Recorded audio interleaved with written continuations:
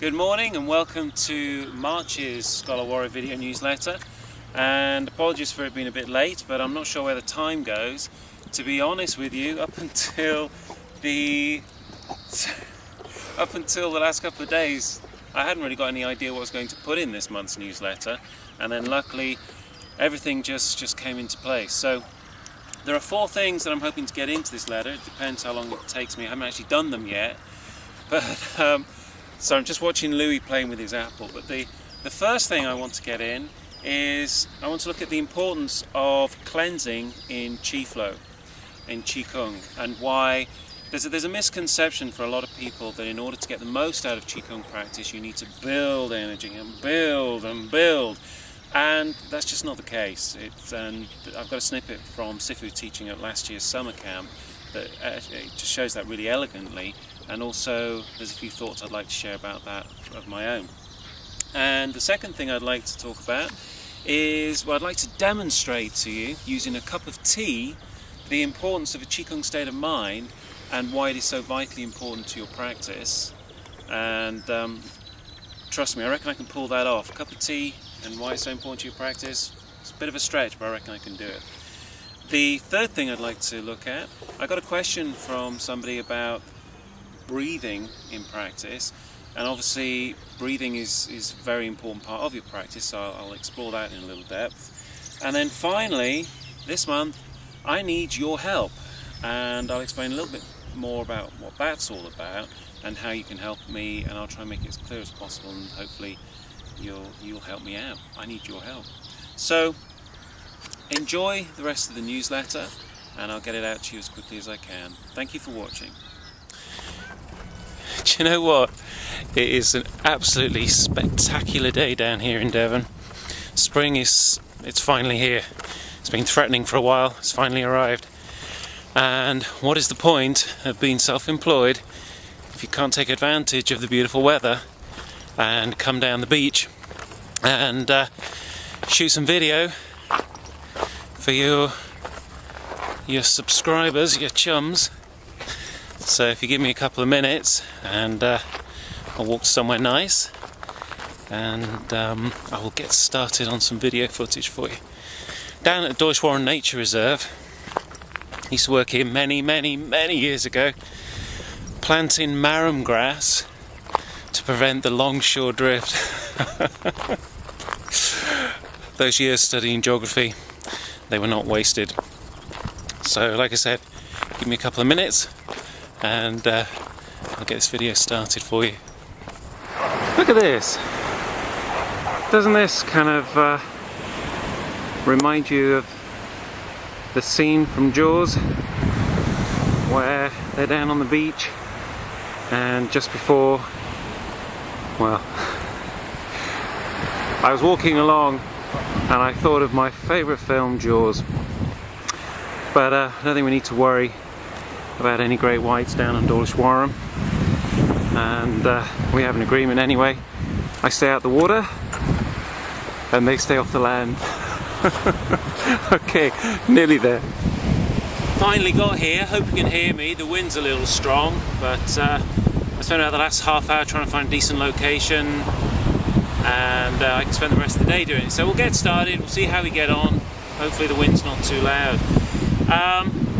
One of the questions I received from one of the subscribers to this wonderful video newsletter was in regards to breathing, and obviously breathing and Qigong are very important. Breathing is very important in Qigong, and I guess there are 3 aspects that I can discuss with you via this medium that will actually be of use to you. And obviously, in order to go into great depth with breathing, I'd need you to be sat here with me, and that way we can really get some good stuff done. But I'll cover 3 aspects that will be of use to you. So the first aspect, I've got my notes in case I forget, is, and it's the most important one. As an instructor, it drives me mad. It's a simple instruction, and I don't know if it's a case of years of conditioning or what, but it's breathing. When you're doing your Shaolin, Cosmos, Qigong, You breathe in through your nose and out through your mouth. It's really not that difficult, but I guess cultural conditioning to not walk around with our mouths open or eat with our mouths or do anything with our mouths open, apart from talk. We do far too much of that, me included. Seems to, I remember as a kid being told, shut your mouth, there's a bus coming, or what are you doing, catching flies, and I very quickly learned to button up. So when you're doing Shaolin Cosmos Qigong, you breathe in through the nose, out through the mouth. And for those of you unsure why that is, the why behind it is because breathing, one of the great things about doing Qigong is getting rid of blockages, cleansing, improving the circulation of energy or Qi around your body. And one of the most effective ways for your body to get rid of negative Qi, although remember it's all relative, it's negative to us but it's wonderful for the trees, is through the mouth. It's a great way to get rid of lots of rubbish, toxic waste. Now the most effective way, the most efficient way to do that is to breathe out through the mouth. You can get a much larger volume of air out through the mouth than through the nose. So when we breathe in, we're not just breathing air in, we're breathing cosmic energy in. And when we're breathing out, we're breathing carbon dioxide and other things, but we're also breathing out negative Qi, negative energy. So if you're doing your practice and you're finding that instead of getting the clear-headed mental clarity that's one of the many benefits of practicing high-level Qigong, you find you're feeling a bit foggy, I can guarantee that probably the number one cause of that is that without you realizing it, and deliberately, I'm sure you wouldn't do this now, is you'll be breathing in through the nose and out through the nose. You'll be like this. Okay?